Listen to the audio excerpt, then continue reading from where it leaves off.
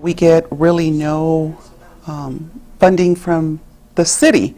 There was no allocation in the budget that was allowed by my colleague.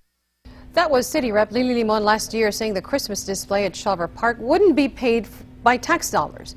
But today we learned $20,000 did come from the city. And now other city reps say it may have set a bad precedent. Some city reps say Limon should raise private funds for the event, just as other reps do for events in their district. ABC 7's Maria Garcia has the new information. Maria. Hi, Estelle. Limon did raise private funds from companies like McDonald's and Providence for the Christmas display at Shawver Park, but the city still paid the more than $20,000 for the labor because city employees worked to make the display possible on top of doing their regular jobs. If we have a special project and there may be some staff time involved, well, we've been asked to pay for it for the last 5 years. And I had to cover that cost via donations. And so now we're saying, well, no, now we're just going to use and we're going to allow it to be absorbed in the budget. And so, I mean, $20,000, if I remember, Maria, you were questioning me that I was over $20,000 and it was a big deal.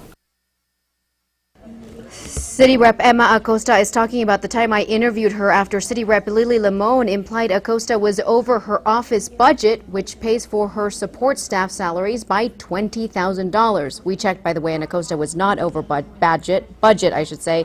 Back to the main story here. The city doesn't pay for special events in the city reps' districts. For example, City Rep Michael No and Acosta host movies at the park, and they raise private money for those events. The money the city reps pays for the labor of city employees who put the events together, which could include overtime. Dr. No told me he's concerned. If the city paid for the staff time of employees who helped with Limon's Shawver Park display, does that mean the city will now foot the bill for all unbudgeted special events city reps put together? Then is every district going to start asking for the same thing? Are we going to have 8 light shows all around town at taxpayer expense? There has to be some sort of reasonable sort of agreement to how much money you're going to spend of our citizens. I reached out to Representative Limon today, but I was told she's out of town. She's expected to be in town tomorrow when City Council discusses the issue at their weekly meeting. Back to you. Okay. Let's take a look.